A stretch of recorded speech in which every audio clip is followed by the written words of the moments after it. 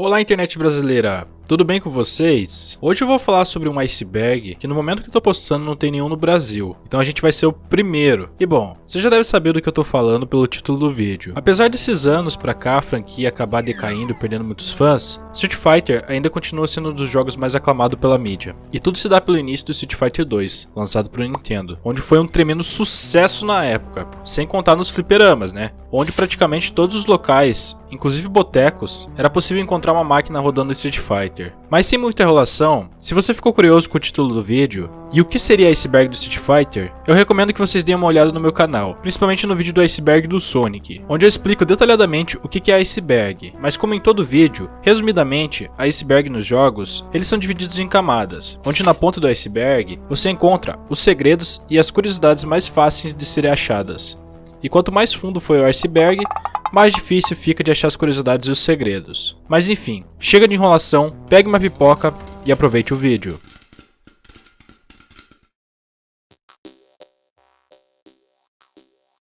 Na década de 90, época onde não tinha acesso à internet e nada com que fizesse com que os jogadores conseguissem compartilhar informações, as famosas revistas, elas tomavam o lugar daquele tipo de sistema internet. E na maioria das vezes compartilhando informações, detonados e afins. No Street Fighter 2, quando você jogava o jogo, às vezes o Ryu, após derrotar alguns inimigos, aparecia uma mensagem falando: você precisa derrotar Shenlong para ter uma chance. E muitos especulavam em saber quem que era Shenlong, até que começaram a criar mitos que havia um personagem secreto no jogo. Pois se você conseguisse derrotar todos os personagens com 100% de performance, ou seja, todos com Perfect, no final do jogo você iria liberar esse personagem. E o mais curioso de tudo é que algum tempo depois lançou a revista, dando alguns detalhes de passo a passo de como desbloquear o personagem Shenlong, o que fez com que os jogadores ficassem ainda mais malucos com a história, e tentar de tudo para liberar. Mas tudo não se passou de uma brincadeira de 1º de abril.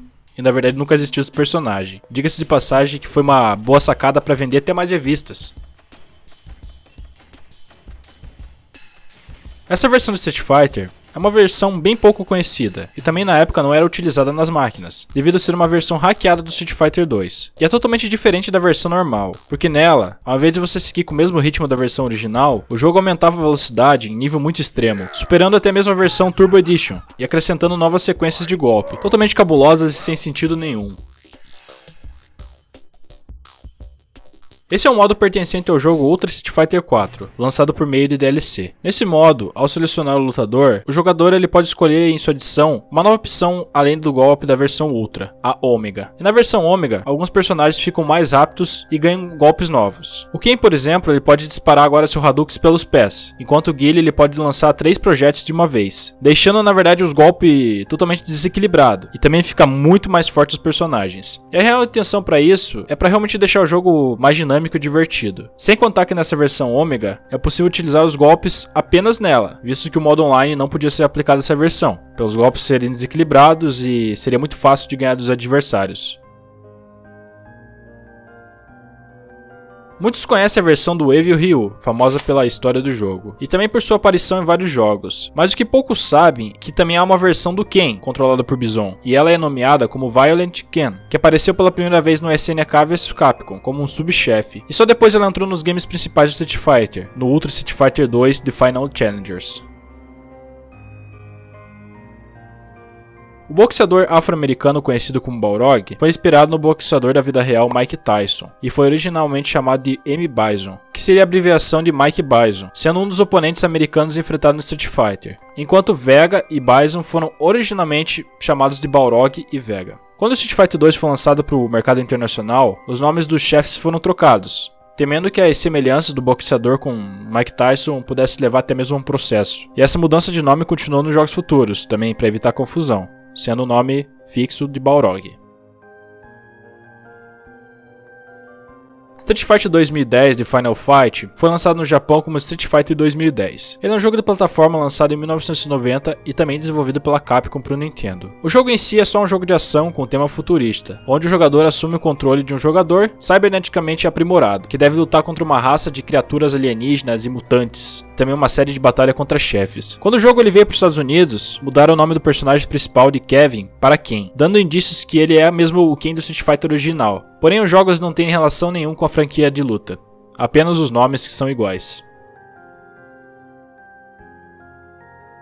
Pra você que jogou Street Fighter 2, deve lembrar muito bem de um outro jogo que fazia muito sucesso, que era o Capitão Comando, onde você saía socando todo mundo nas cidades do jogo e derrotando vários bosses durante o caminho. Apesar de ter sido um jogo muito querido e aceito pela comunidade, nunca se teve uma continuação dele, e por isso os desenvolvedores de mods resolveram fazer uma versão customizada do Capitão Comando, contando com seu visual antigo e suas roupas também, mas uma versão totalmente em HD e com gráficos atuais. Mas não foi fazer um jogo em 100% dele em si, mas colocar esse visual no Street Fighter V, substituindo a skin padrão do Nash. E o resultado é esse aí que vocês estão vendo no vídeo. Ficou bem feito.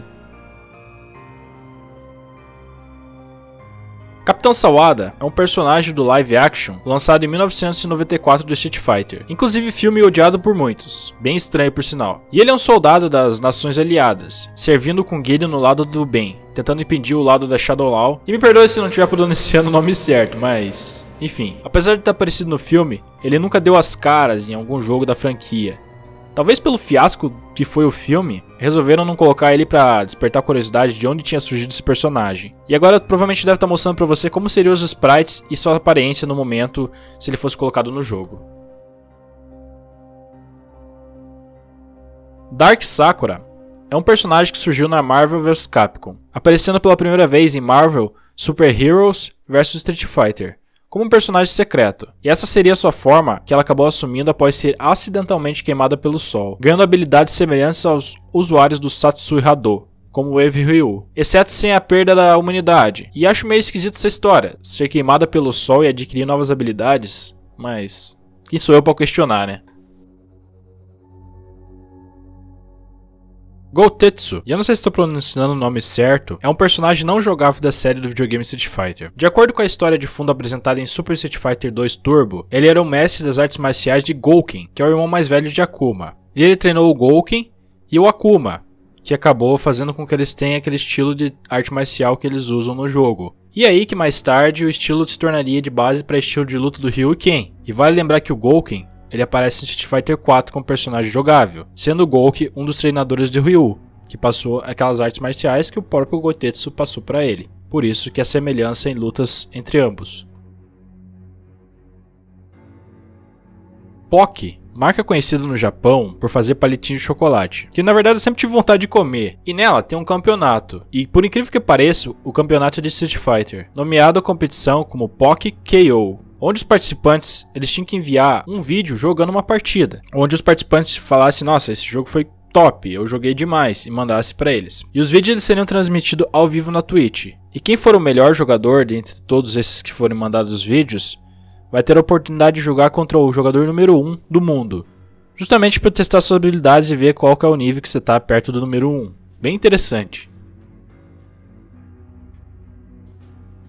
Foi um jogo lançado exclusivamente no Japão para o Sega Saturn e PlayStation. Embora não tenha sido lançado na América, o jogo foi exibido na Electronic Entertainment Expo de 1995, com o título de Street Fighter 2 The Interactive Movie. O jogador assume o controle de um dos cyborgs da Shadaloo, e é dada a missão de gravar dados dos lutadores de todo o mundo. Assim como no filme, se você assistiu, você sabe que é mais ou menos assim. E a jogabilidade ela consiste em assistir clipes do filme real e analisar eles usando o comando de pesquisar. Em cada fase, o jogador tem um tempo limitado para analisar o ambiente ao seu redor, a fim de reunir o máximo de dados. O jogador ele pode tirar fotos, e se ele fizer isso quando os personagens estiverem lutando, isso aumenta o poder do cyborg. Várias batalhas do filme estão incluídas no jogo, bem como algumas cenas animadas extras exclusivas desse jogo. A Capcom, originalmente ela queria tornar a arte do Street Fighter muito mais realista, mas acabaram descartando essa ideia. E houve um pontapé inicial nessa ideia, na verdade. Há algumas imagens que retratam a arte conceitual dos primeiros dias de produção do Street Fighter V. E as coisas elas pareciam bem diferentes do que a gente viu hoje em dia. A gente tem a ilustração do Ryu, do Bison, da Karin, da Nash, da Chun-Li e do Bird. E alguns deles pareciam muito bem desenhados, com uma visão muito bem mais realista. Então dá uma conferida pra você ver que até que ficou legal. Também conhecido como True Bison, ele é um personagem não jogável do Street Fighter, aparecendo pela primeira vez em Street Fighter EX3 de PS2 como chefe final secreto. E essa é a forma que o Bison ele assume quando ele faz de tudo e utiliza todo o seu potencial. E ele também reaparece como a versão de Bison, lutado na campanha extra do Street Fighter V Arcade Edition.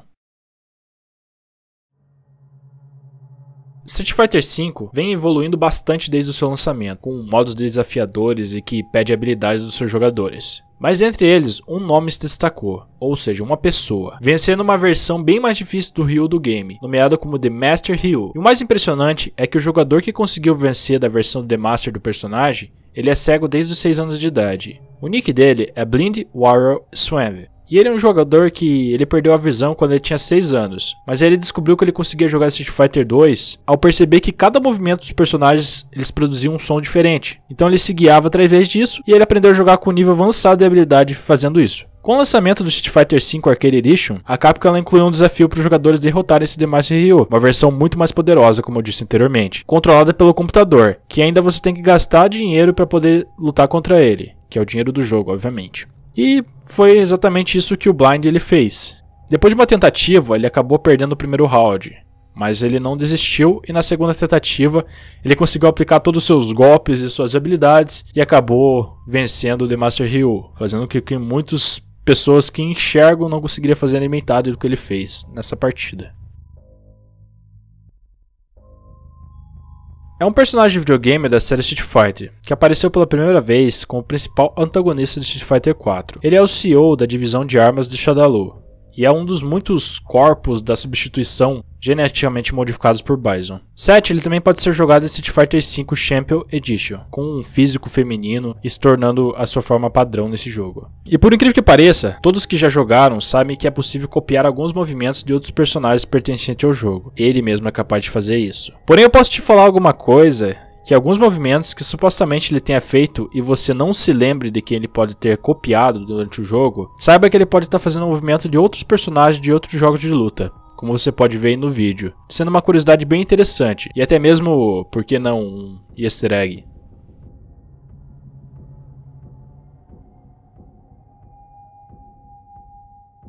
Blanka apareceu pela primeira vez no Street Fighter 2 como um dos 8 personagens jogáveis e foi posteriormente apresentado nas sequências. Blanka também está presente em vários jogos de crossover da Capcom, incluindo o SNK vs Capcom. O personagem apareceu em várias outras adaptações de mídia da franquia, incluindo um filme de animação, um filme live action, uma série animada de televisão e revista em quadrinhos. Blanka foi originalmente concedido como um personagem humano por Akira, e ele sofreu várias reconceituações durante a produção do Street Fighter 2 antes de chegar à sua versão final, como uma fera selvagem com pele verde e longos cabelos laranja. E o mais curioso por estar nesse tópico que eu resolvi colocar é que a história de fundo de Blanka é que ele já foi humano, mas depois de ter um acidente de avião no Brasil, ele sofreu uma mutação, o que resultou na sua coloração e em sua capacidade de gerar eletricidade. E, basicamente, por que tinha que ser no Brasil, né? É isso que eu te pergunto. Em abril, a meados de maio de 1995, uma exposição temática em torno de Fujiwara, considerada a principal capital real do Japão, aconteceu um evento na prefeitura de Nara, do Japão, não muito longe de Osaka. A Capcom, parceira do evento, ajudou a criar um documentário de anime de 20 minutos. Foi exibido em uma exposição nomeada como Romantopia Fujiwara Kyo, no dia 21 de maio. Esse documentário ele estava disponível apenas em VHS e vendido apenas no local. O filme compartilha o mesmo estilo de arte do Street Fighter 2, filme animado, embora um pouco mais rude, e a animação ela é feita pelo estúdio de animação japonês Pierrot. Por muitos anos essa animação ela permaneceu completamente desconhecida e foi vagamente mencionada em 2 ou 3 sites japoneses, adquirindo o status de ser um vídeo bem raro e colecionável. Felizmente esse documentário ele foi lançado em DVD para o mercado em comemoração a 15 anos de série do Street Fighter, ficando mais disponível para o mercado externo e ainda raramente disponível em algumas lojas. No momento o VHS e as cópias de DVD elas estão esgotadas e não tem mais disponível na maioria das lojas. Street Fighter Online Mouse Generation é um jogo de luta produzido pela Daleto em associação com a Revoltech. Foi lançado para PC em 2008. O jogo, como o próprio nome diz, usa um mouse de PC para o combate. E os personagens eles são personalizáveis até um certo ponto. O jogador ele escolhe entre as versões dos personagens Street Fighters e personagens licenciados. O jogo era grátis para jogar, todo o dinheiro era obtido por meio de microtransações, por meio de uma loja. Os jogadores eles podiam comprar partes do corpo e roupa extra para personalizar ainda mais seus personagens. Alguns itens compráveis eram bastante necessários, como chapéus em forma de lula e etc. Super Street Fighter 2 Turbo foi lançado para arcades pela Capcom no Japão em 23 de fevereiro de 94 e na América do Norte apenas em 26 de março de 94. O Super Turbo ele introduziu várias novas mecânicas de jogo não presentes na versão anterior de Street Fighter básico, incluindo a adição de movimentos combinados chamados de Super Combos e combos aéreos. Ele também apresentou um personagem secreto, muito conhecido hoje em dia como o famoso Akuma, que viria a se tornar o personagem recorrente em todos os Street Fighters. Akuma é um guerreiro frio e extremamente poderoso, cuja única razão de ser é aprimorar suas habilidades de luta, lutando e destruindo inimigos fortes. Ele raramente exibe qualquer sinal de emoção ou humanidade, além de ocasionais explosões de raiva. E ele raramente sorri, há algumas fotos na internet dele sorrindo. Porém, dentro do jogo não é possível ver ele sorrindo, mas em fotos de internet e algumas montagens, dá pra ver o quão bizarro seria isso se fosse possível.